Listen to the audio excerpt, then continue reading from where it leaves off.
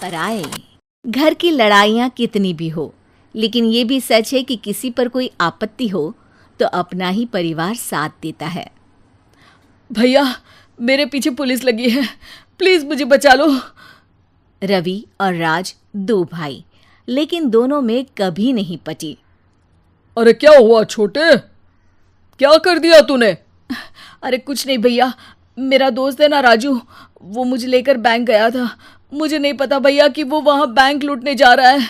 मैं उसके साथ बैंक में घुसते ही सीसीटीवी कैमरे में दिख गया हूँ। अब पुलिस मुझे ढूंढ रही है भैया, मुझे बचा लो। राज कुछ सोचता है, फिर कहता है, ओके, तुम यहीं रुको, मेरा एक दोस्त पुलिस में है, मैं बात करता हूँ। तभी वहां रवि की बीवी राज की बीवी के साथ आ जाती है। तुम लोगों के घर जब तक पुलिस का आना जाना है, बच्चों को यहीं छोड़ दो, उन पर असर ठीक नहीं पड़ेगा। तभी वहां पुलिस आ जाती है। चलो चलो, कौन है रवि, थाने चलो। मैंने कुछ नहीं किया, मुझे कुछ नहीं पता। अरे वो तो पुलिस स्टेशन चलकर ही पता चलेगा कि कुछ पता है कि नहीं, चलो। कहानी का फ्लैशबैक। भैया, मुझे मेरे मकान में हक चाहिए ही चाहिए।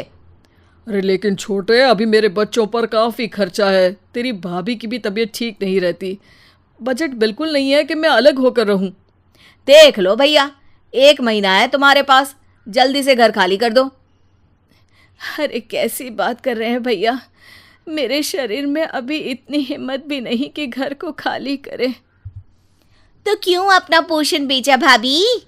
अरे तुम तो जानती हो, पिताजी की बीमारी के कारण उन्हें हमारी ज़रूरत थी, कैसे आते पैसे। ससुर जी तो बूढ़े थे भाभी, उनकी बीमारी में भी पैसे लगाना कौन सा अकल का काम था।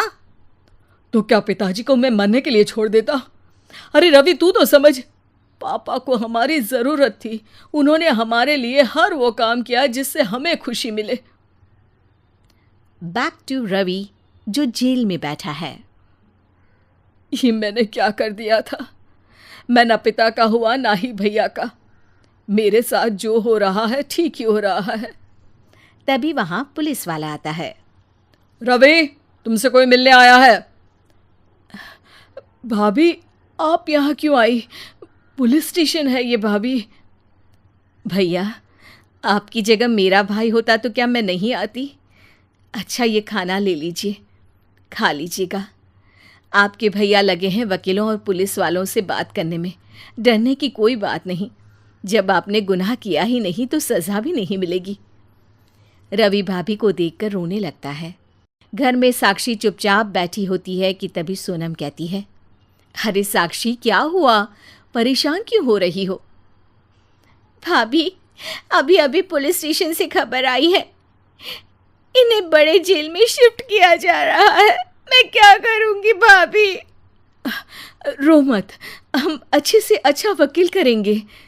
लेकिन उसमें तो बड़े पैसे लगेंगे दीदी, हम इतना पैसा कहाँ से लाएंगे?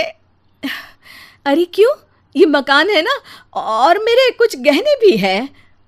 साक्षी की आंखों में पानी आ जाता है। पर दीदी, ये तो आप और भैया की मेहनत की कमाई है। पापा के बाद भी तो हम लोगों का सब खत्म हो गया था। पापा को तो बचा नहीं पाए, लेकिन भैया को ज़रूर बचा लेंगे, और भगवान चाहेंगे ना तो दोनों भाई मिलकर इससे भी बड़ा मकान खड़ा कर लेंगे। साक्षी। थोड़ी देर में राज वहाँ आता है। सोनम सही कह रही है साक्षी, पैसों की कमी के कारण किसी भी बेगुनाह को सज़ा नहीं मिलती। राज एक अच्छा सा वकील करता है। सोनम और साक्षी बचाए पैसे और अपने गहनों को बेचकर रवि का केस लड़ते हैं और जल्द ही रवि जेल से बाहर आ जाता है। रवि राज को गले लगाकर कहता है, भैया मुझे माफ़ कर दो, मुझे साक्षी ने सब कुछ बताया है। भैया, आपने मुझ पर विश्वास किया, मेरे लिए दिन रात मेहनत की, भाभी ने अपने गहने तक बेच दिए। भैया, आपने तो पापा के लिए भी पैसे नहीं देखे, लेकिन मैं बहुत ही सेल्फिश निकला। भैया, एक आखिरी बार मुझे माफ़ कर दो, मैं शर्मिंदा हूँ। अरे भाई, अपने तो अपने ही होते हैं, पापा ने हमारे लिए क्या नहीं किया ये तुम्हें बताने की ज़रूरत नहीं है मुझे। और फिर तू तो मेरा भाई है, पैसे से बढ़कर रिश्ते होते हैं भाई। लॉकडाउन से पहले गीता के घर का नजारा कुछ ऐसा था कि रोहन ऑफिस जाता था और शिविन स्कूल। जिनके घर से जाने के बाद गीता काम खत्म करके बाकी समय आराम करती थी। लेकिन लॉकडाउन के बाद ऑफिस और स्कूल घर में ही खुल गए और इससे गीता का हाल वो तो आपको देखने में ही मजा आएगा। शिविन, ओ शिविन, महाराज उठने के लिए क्या 21 तोपों की सलामी लेंगे? अरे बिस्तर से बाहर निकल, ऑनलाइन क्लास स्टार्ट होने वाली है। अरे तुम भी हद करती हो, स्पीकर की तरह चिल्लाने की क्या जरूरत है? दिख नहीं रहा मेरी कॉन्फ्रेंस चल रही है? अब कैमरा और स्पीकर ऑन कर रहा हूं, मुझे कोई शोर नहीं चाहिए। इस पर जैसे ही रोहन लैपटॉप का कैमरा और स्पीकर ऑन करता है तभी कुकर की सीटी बजती है। करा लो अब इसे चुप। लॉकडाउन नहीं हुआ, मेरी मौत का फरमान जारी हो गया। दोनों बाप बेटे ने नाक में दम किया हुआ है। ऐसा बोलकर गीता वहां से शिविन के कमरे में पहुंच जाती है, जहां शिविन अभी भी सो रहा होता है। ओ आलसी, अब अगर 5 मिनट में नहीं उठाना तो आज तेरा गेम और यूट्यूब कैंसिल। माँ की बात सुनकर शिविन बिना 1 मिनट गंवाए उठ खड़ा होता है। उठ गया, अभी नहाकर भी आता हूँ। ये नाटक कहीं और, मुंह पर गीला कपड़ा मार और पढ़ने बैठ। शिविन की ऑनलाइन क्लास स्टार्ट हो जाती है, जिस पर गीता उसे वहां बिठाकर रसोई में चली जाती है।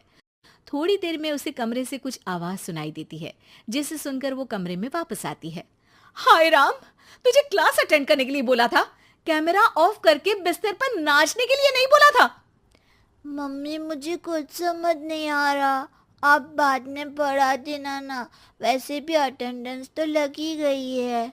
हाँ बेटा, जरूर बन जा, तू अभी से हम सबका बाप बन जा। अरे नहीं मतलब कहाँ से लाते हो इतना दिमाग, और पढ़ाई करते हुए ये चला कहाँ जाता है? नाइस क्वेश्चन, दिमाग से पूछकर बता दूंगा। शिविन की बातों से परेशान होकर गीता उसे मारने के लिए जैसे ही आगे बढ़ती है तभी वो कमरे से बाहर भाग जाता है। अब शिविन आगे आगे और गीता हाथ में चप्पल पकड़े उसके पीछे पीछे पूरे घर में दोनों घूम रहे होते हैं। इसी बीच वो रोहन के पास पहुंच जाता है और शिविन को मारने वाली चप्पल रोहन के लैपटॉप पर जाकर गिरती है। ओए माँ! मम्मी, अब पापा को चप्पल मार रही हो? वो आज तक के रिपोर्टर, चुपचाप जाकर क्लास अटेंड कर ले, नहीं तो अगली तेरे पीछे लगेगी। इस पर शिविन वहां से चला जाता है, जिसके बाद रोहन गीता से कहता है, इस सर्कस के लिए कुछ बोलना चाहोगी? अरे क्या करूं, जब से तुम दोनों घर में रहने लगे हो घर अपने आप ही सर्कस बन गया है और मैं तुम्हारी नौकर। कभी बेटी को संभालो तो कभी बाप के नखरे उठाओ। इन्हीं सब उथल पुथल में दिन बीतते रहते हैं, जिसमें हर रोज घर के अंदर कुछ नया सियप्पा खड़ा मिलता है, जो ज्यादातर शिविन और रोहन के ऑनलाइन स्कूल और ऑफिस से रिलेटेड ही होता है। एक सुबह, शिविन चल उठ, आज की क्लास जल्दी है। कैमरा ऑफ करके आप अटेंड कर लो। अरे ऐसे छित्तर पड़ेंगे, दादी नानी सब एक साथ याद आ जाएंगी। गीता की लाख मशक्कतों के बाद क्लास तो खत्म हो जाती है, लेकिन उसके बाद शिविन फोन इस्तेमाल करते हुए इंस्टाग्राम रील बनाने लगता है। रसोड़े में कौन था? तुम थी, मैं थी, कौन था? कौन था? हाँ, मैं गरीब हूँ। अरे ओ गरीब के बेटे, आजा, मैं बनाती हूँ तुझे गरीब। मैं बताती हूँ रसोड़े में कौन था। पढ़ाई करने बोलो तो इनकी माँ मर जाती है, और ये पागलपंतियां जितनी मर्जी करा लो। गीता शिविन को डांट रही होती है, तभी रोहन बीच में बोल पड़ता है। अरे बच्चा ही तो है, इतना गुस्सा क्यों कर रही हो? बेटे का साथ देने की इसी एक कोशिश में अब शिविन के साथ साथ रोहन भी गीता के गुस्से की सूली पर चढ़ जाता है। अगर बेटे पर इतना ही प्यार आ रहा है तो इसे क्लास अटेंड क्यों नहीं कराते, इसका होमवर्क क्यों नहीं कराते? उस समय तो बहुत जल्दी मीटिंग आ जाती है, वो काम मैं करूं और यहाँ इस बेफिजुली की चीज में तरफदारी करके बन जाओ महान। हे भगवान, कोई तो इनके ऑफिस और स्कूल खुलवाओ, मैं इन्हें और घर में नहीं सह सकती। अरे कुछ और मांग लेती, क्योंकि तुम्हारी ये विश इस साल तो पूरी होने से रही, कोरोना। हाय नास पिटे ने जिंदगी ही बर्बाद कर दी। खाए कोई पचाए कोई, कल मुझे चुन चुन कर सबको मेरी बद्दुआ लगेगी। उन्होंने दुनिया का और इन बाप बेटे दोनों ने मेरा जीना मुश्किल कर दिया। गीता वहां से चली जाती है, जिसके बाद रोहन शिविन से कहता है, अरे तुम्हारी मम्मी इतनी भड़की हुई क्यों है? आपकी वजह से पूरा समय घर में रहते हो और उस पर कोई काम कराने की जगह बस ऑर्डर देते रहते हो। अच्छा बेटे, सारा इल्जाम मुझ पर? पूरा दिन तो वो तुम पर ही चिल्लाती है। हाँ, मतलब दोनों का 50-50 है, कुछ करना पड़ेगा। वो कहते ना, make the best out of worst. I have an idea. वैसे तुम्हारी माँ सही कहती है, बहुत जुबान चलाने लगे हो, कम बोला करो।